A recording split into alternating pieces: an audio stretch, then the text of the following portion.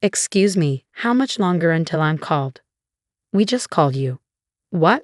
I replied, startled by the receptionist's words. I hurried into the examination room, surprised to find my husband John already there. Why are you here? I asked, taken aback. John's face went pale, and he tried to rush me out of the room in a panic. But then I caught sight of an incredible scene.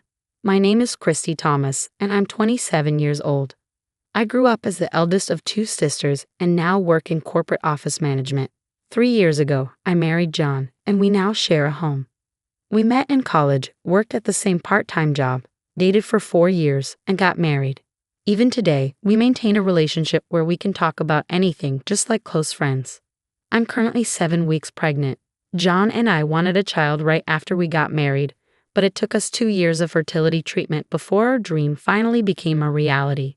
When I visited the OB-GYN alone, the gestational sac, our baby's growing space, was already visible. The ultrasound photo even showed the tiny fetus. I haven't yet told John about the pregnancy because I wanted to surprise him. After my appointment, I bought a cake and picked up ingredients for John's favorite meal at the supermarket. When I got home, I immediately began cooking. A few hours later, John walked in and greeted me with, "I'm home." His eyes widened when he saw the table set with his favorite beef stew. Wow, what's the special occasion? Everything looks amazing. I thought we should have a celebration today, I said. A party? What's the occasion? I went to the hospital today, I replied. Hospital? He asked, his brow furrowed. I handed him the ultrasound photo, and as he looked at it, his anxious expression transformed into one of astonishment. Christy, is this real? Yes, John, I said, beaming. We're going to be parents. John's face lit up with joy. We really are. Yes, our baby is finally on the way, I confirmed, tears of happiness welling up in my eyes. Everything looks great, and our baby is growing steadily. John embraced me, his own eyes filled with tears. Thank you, he said over and over, a grateful smile on his face. Since that day, John has taken on more household chores to help me out. We used to share the work, but now he handles tasks like cleaning the bathroom because he doesn't want me exposed to potential hazards. He's also been managing the heavier grocery shopping, picking up large bags of rice and water. But that's not all. He's been making my prenatal appointments for me, keeping track of my schedule and setting them up online since I'm not as comfortable with internet scheduling. I've been dealing with mild morning sickness, but it hasn't been severe enough to keep me from working. I still come home and prepare dinner as I wait for John's return. Lately, he's been working overtime frequently, usually not coming home until after 9 p.m. Tonight, though, he didn't arrive even after 10 p.m. Normally, he calls if he's going to be late, but this evening, there was no word from him.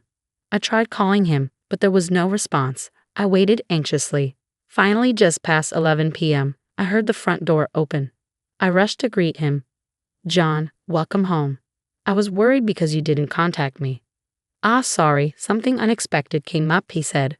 But you weren't supposed to have overtime tonight. Did something happen? I asked. No, just some unplanned work, he replied, avoiding my gaze. His evasiveness unsettled me, so I pressed further. John, are you hiding something?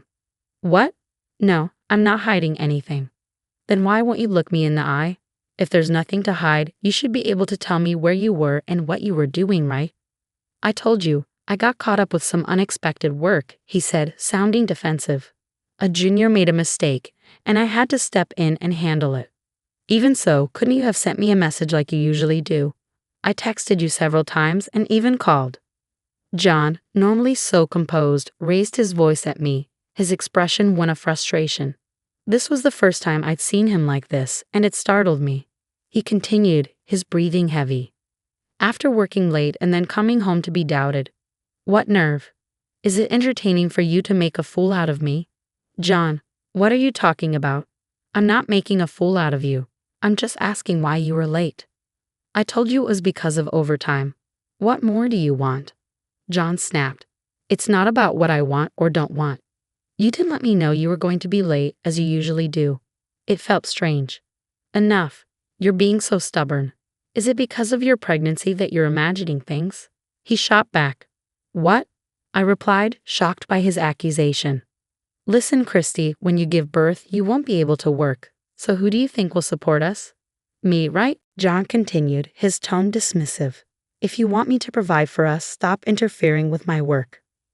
He left abruptly, tossing his suit jacket aside and heading straight for the bathroom. After his bath, he shut himself in our bedroom. I stared at the untouched dinner I had prepared, an overwhelming mix of emotions washing over me. Why would he say such hurtful things? All I did was express concern that something felt off, yet he called it delusional. From that day on, John treated me coldly. It became a regular occurrence for him to come home in the early hours of the morning, while his usual 9 p.m. arrivals grew rare. Amid all this uncertainty, my pregnancy progressed.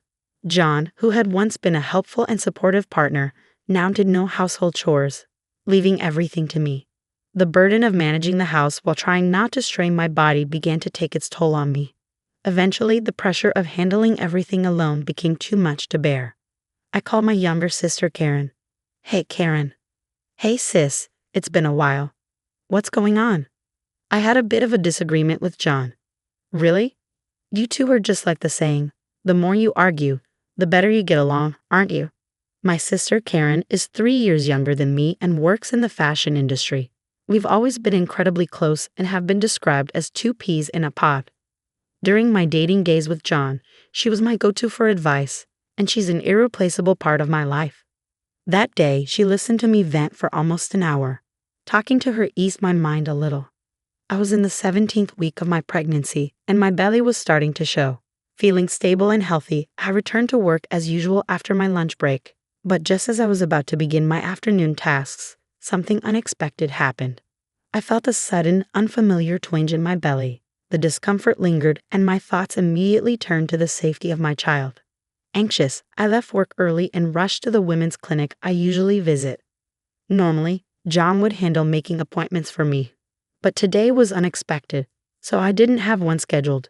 It seemed I might have to wait a while for a checkup, but the thought of going home in this state made me uneasy. Prepared for a long wait, I explained the situation to the receptionist. Excuse me, I'm Christy Thomas. I've been experiencing some mild abdominal pain for a while now. Please wait a moment, Ms. Thomas. I don't have an appointment today because this was sudden. Let me check. Oh yes, you're Christy Thomas, right? You're 17 weeks pregnant. We do have an appointment for you. Please have a seat over there. Okay, thank you, I said, following her instructions. I found a seat in the waiting room and pulled out my planner from my bag to check, but there was no appointment scheduled for today. Since the incident, things had been tense between John and me. Despite that, he had still been managing my medical appointments as usual. However, my next appointment wasn't until later. It definitely wasn't scheduled for today. Feeling somewhat uneasy, I decided to wait until they called my name. An hour passed, and I was hit by another stomachache. I stood up and headed to the restroom. Yet, even after returning, my turn still hadn't come. For a busy clinic, I should have been called by now. Could it be that there was no appointment scheduled for me after all? I approached a different staff member at the reception desk. Excuse me, do you know how much longer it will be until I'm called? May I have your name, please? The staff member asked. It's Christy Thomas, I replied. I've been waiting for over an hour. Thomas, the staff member paused. Oh, is there a problem? I asked, feeling a knot of anxiety forming in my stomach. Well, you were called just now, the staff member said. What? I should have been called into consultation room number 3. I thanked the staff member and quickly made my way to consultation room number 3. A sign on the door indicated it was occupied. Confused, I knocked on the door. A nurse opened it and asked, "Can I help you?" I'm Christy Thomas. I had to use the restroom earlier, and, Christy Thomas? The receptionist's voice echoed from inside the room. I had already been called, but the sign on the door said, "In consultation," so I assumed someone else had entered. Wait, you're Christy Thomas? The nurse asked, looking puzzled. But there's already someone in the room with that name. What?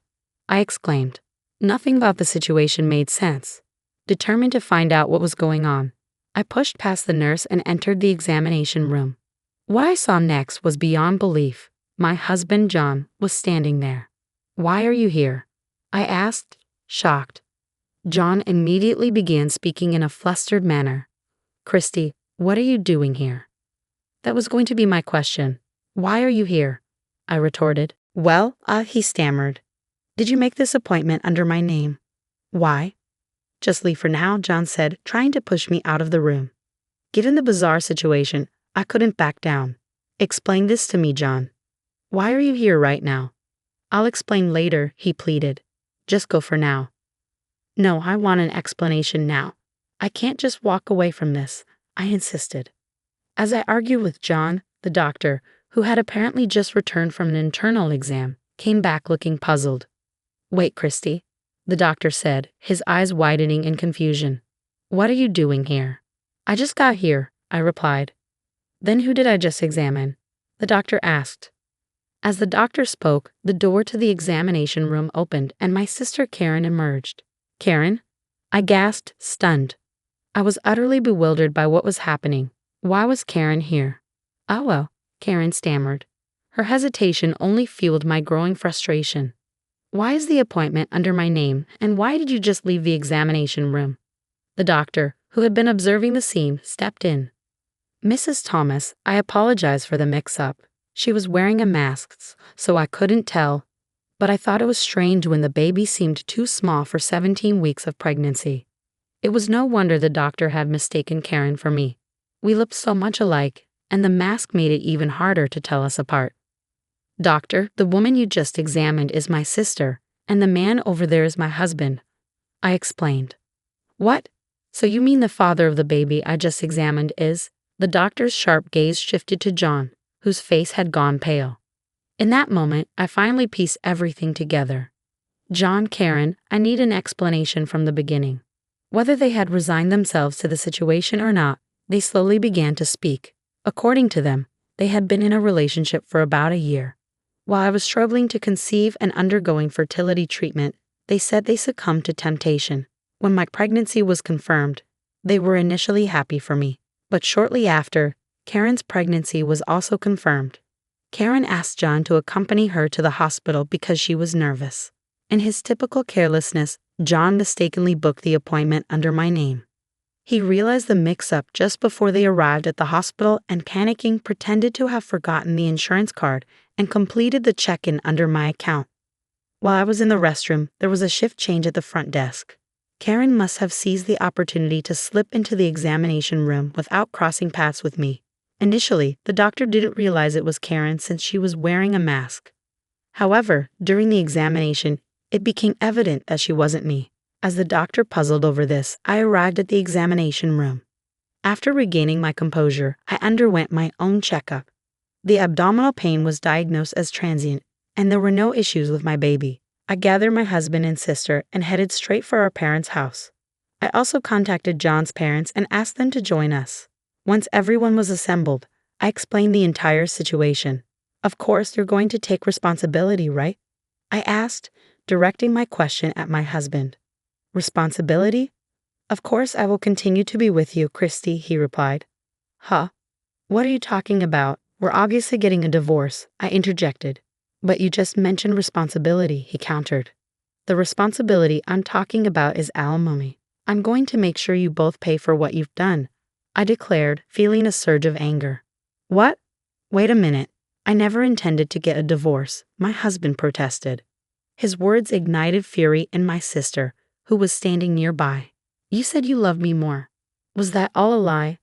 Karen grabbed my husband's collar, and they began to argue. Their loud quarrel pushed my anger to its peak. I splashed the tea from the table onto both of them, raising my voice to get their attention. Enough is enough. I'm divorcing John and cutting ties with Karen. You two just need to pay the alimony without argument. Wait, Christy, I love you. John tried to intervene. Christy, I'm your sister. Don't talk about alimony, Karen protested.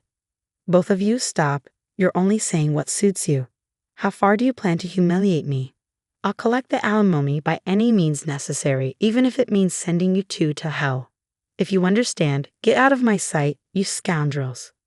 At my outburst, they both fell to their knees, pleading for forgiveness. Please forgive me, Christy, John begged. I also beg you, Karen added. But it was too late. Their actions were unforgivable, and I had no intention of pardoning them. After that, my husband and I divorced as expected. I blocked Karen's contact information and severed all ties with them. They were disowned by their families and forced to fend for themselves. John's affair became known at his workplace, and he faced cold stares from his colleagues. Unable to endure the hostile atmosphere, he started skipping work without notice and was eventually fired. Karen, suffering from severe morning sickness, had already quit her job. Now both were unemployed, and their relationship grew increasingly toxic, filled with curses and misery. They lived together but never married. It's clear they won't support each other as a married couple in the future. As for me, I moved back to my parents' house and embraced a new life as a single expectant mother. I switched to remote work and am now waiting anxiously for the birth of my child. Though I fear raising my child without a father, I am determined to pour all my love into my child and raise them the best way I can.